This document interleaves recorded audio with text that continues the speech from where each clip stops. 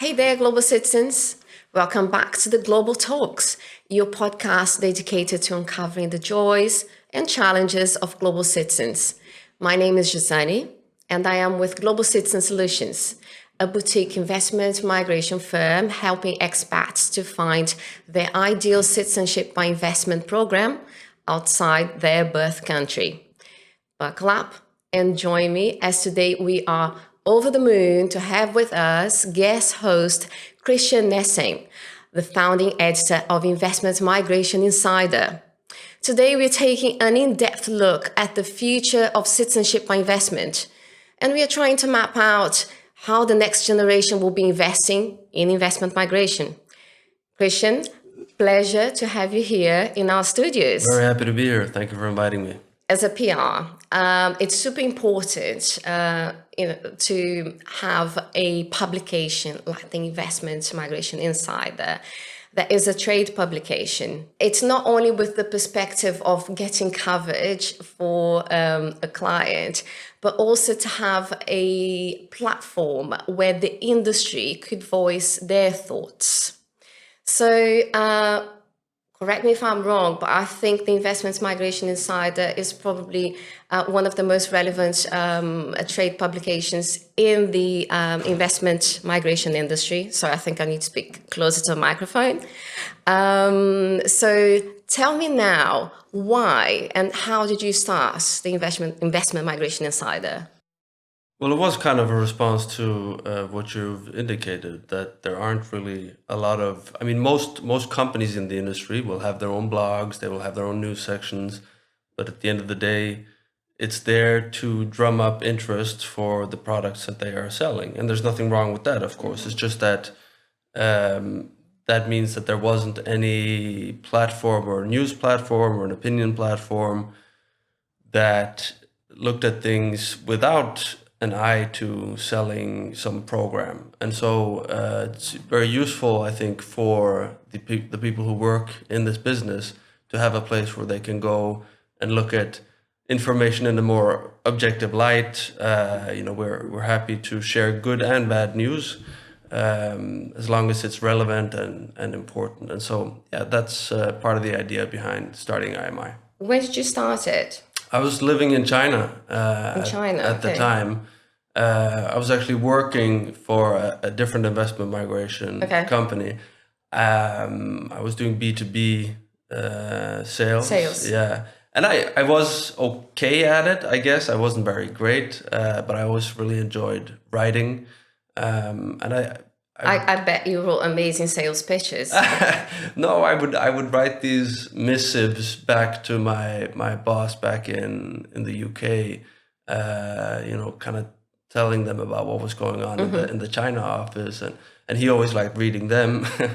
And so, yeah, eventually it was kind of like a follow your passion type of thing where you do the things that you really enjoy doing and ditch the things that other people can do and that you're not so great at yourself. So yeah, it was a recognition of that, I think. Okay.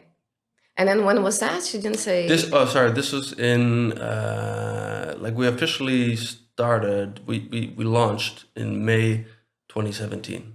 Oh, right. So it's not that long ago. It's not that long ago, Yeah. but... About 5 years. Yeah.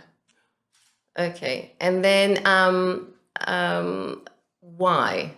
One day you woke up and you're like, okay, I do know a lot. I have all this level of information.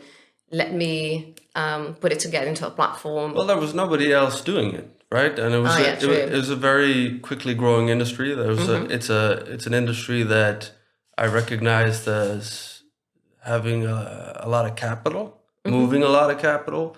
So I figured there would be some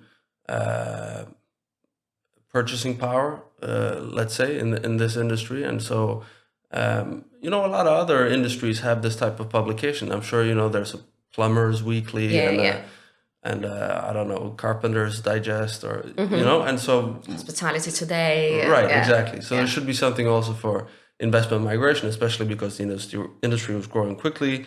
And yeah, there was nobody else writing purely B2B. Since then, others have tried, and it's good. It keeps me on my toes. It means True. I have to stay competitive. I can't rest on my laurels. But I think we managed to stay ahead. Great. And then on that thought of being competitive, so there is the website. There's also a newsletter, and a podcast as well. Am I losing any other element? We also have dabbled in helping people make promotional videos for certain hotels in the Caribbean, for example. Now we're organizing our first ever in-person event.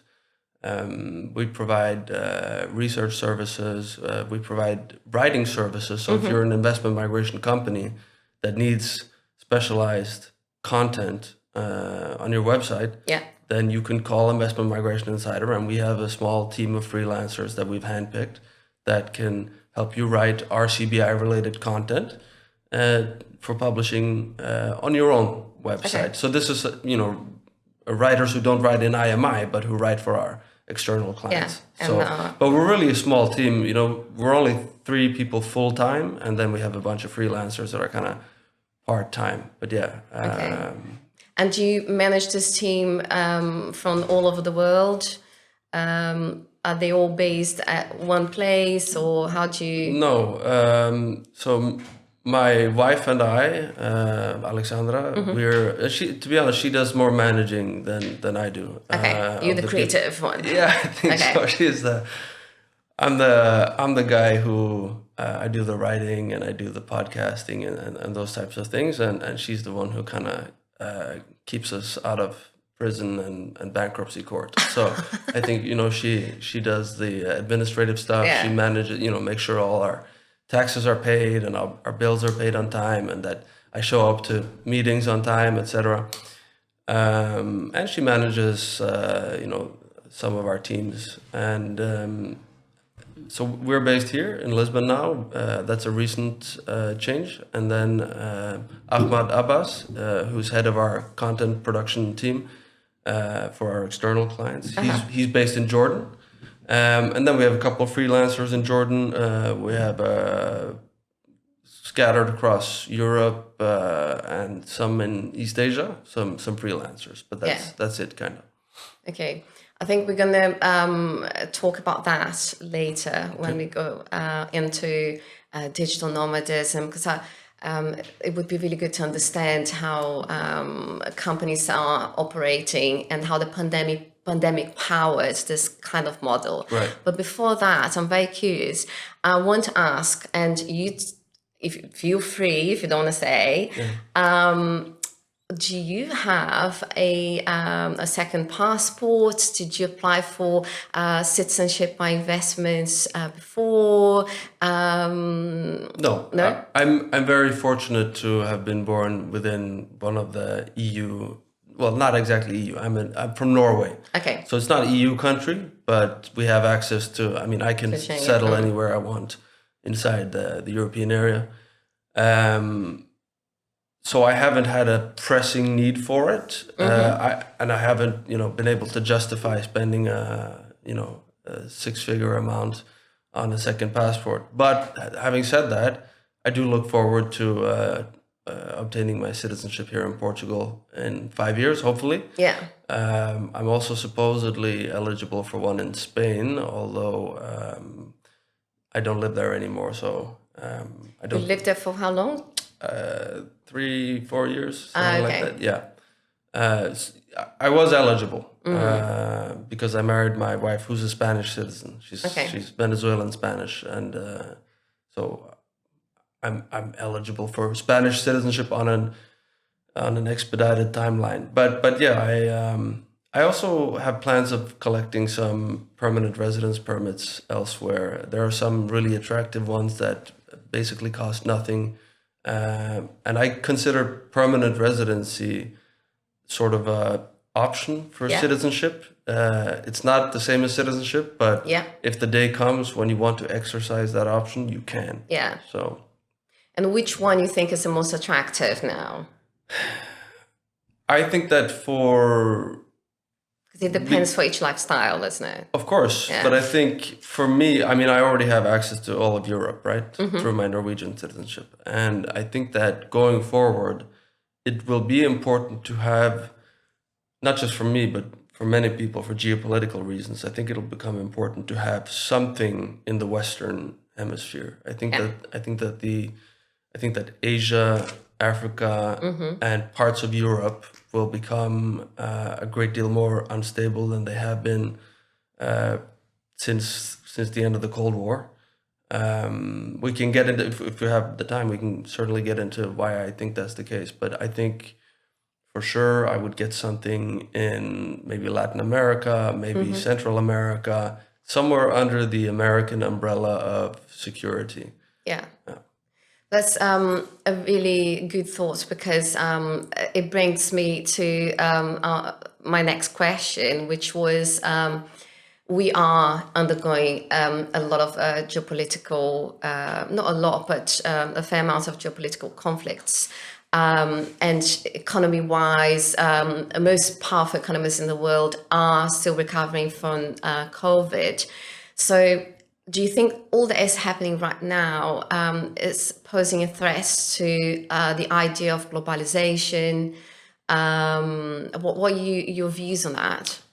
I think definitely it's posing a threat to globalization. I think 2019 was probably the last good year for globalization. And I think that we're deglobalizing. I think we're regionalizing to some extent.